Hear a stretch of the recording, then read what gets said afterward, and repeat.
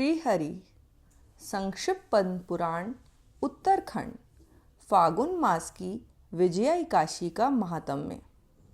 युधिष्ठिर ने पूछा, वासुदेव, फागुन के कृष्ण पक्ष में किस नाम की एकादशी होती है? कृपया करके बताइए।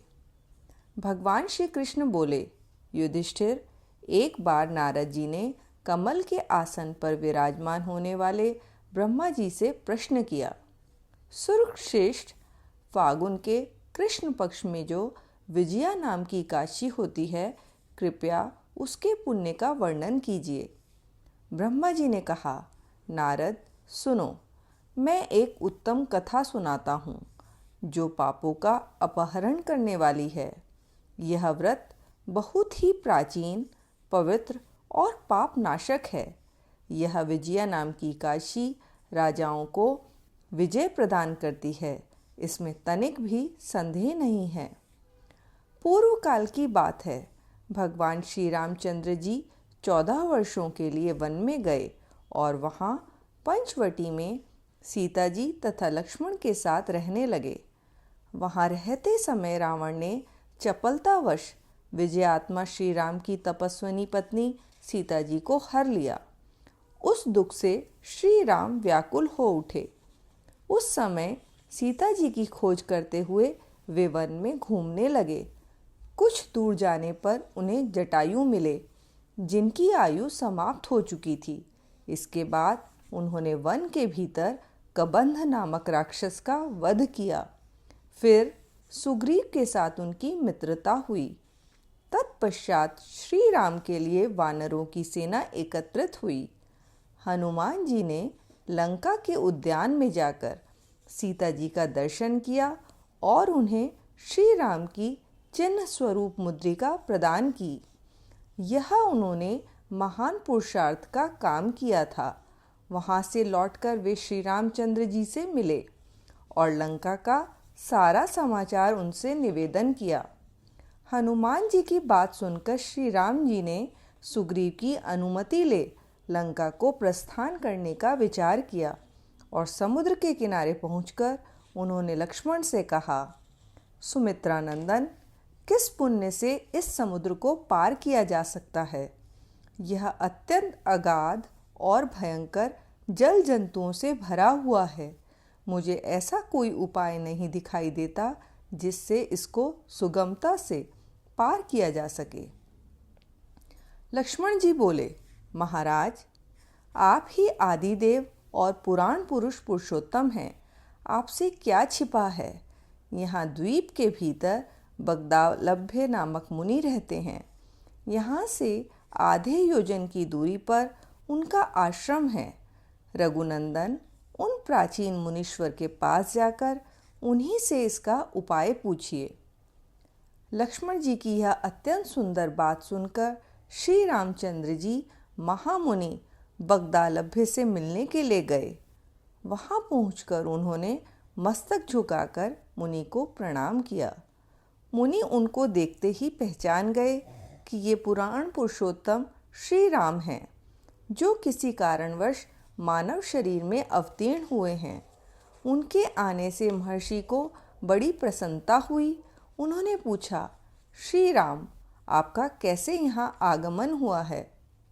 श्री राम बोले, ब्रह्मन, आपकी कृपा से राक्षसों सहित लंका को जीतने के लिए सेना के साथ समुद्र के किनारे आया हूँ।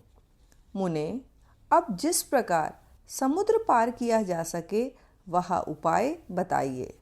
मुझ पर कृपा कीजिए। बगदालभ्य ने कहा, श्री राम, फागुन के कृष्ण पक्ष में जो विजया नाम की एकादशी होती है, उसका व्रत करने से आपको विजय होगी। निश्चय ही आप अपनी वानर सेना के साथ समुद्र को पार कर लेंगे।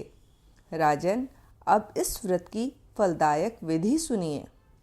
दशमी का दिन आने पर एक कलश स्थापित करें। वह सोने, चांदी, तांबे अथवा मिट्टी का भी हो सकता है। उस कलश को जल से भरकर उसमें पल्लव डाल दें। उसके बाद उसके ऊपर भगवान नारायण के सुवर्णमय विग्रह की स्थापना करें। फिर एकादशी के दिन प्रातःकाल स्नान करें, कलश को पुनः स्थिरतापूर्वक स्थापित करें, माला, चंदन, सुपारी तथा नारियल आदि के द्वारा विशेष रूप से उसका पूजन करें। कलश के ऊपर सब धान्य और जौ रखें।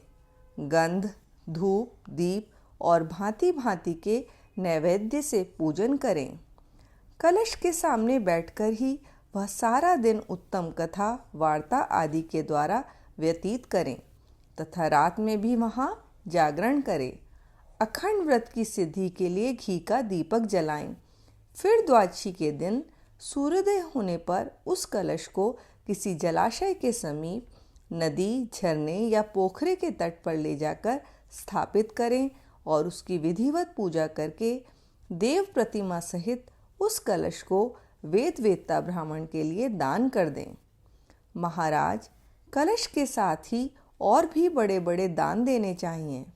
श्री राम, आप अपने युद्धपतियों के साथ इसी विधि से प्रयत्नपूर्वक विजया का व्रत कीजिए, इससे आपको विजय होगी। ब्रह्मा जी कहते हैं, नारद, यह सुनकर श्री रामचंद्र जी ने मुनि के कथन अनुसार उस समय विजया एकादशी का व्रत किया। उस व्रत के करने से श्री रामचंद्र जी विजयी हुए।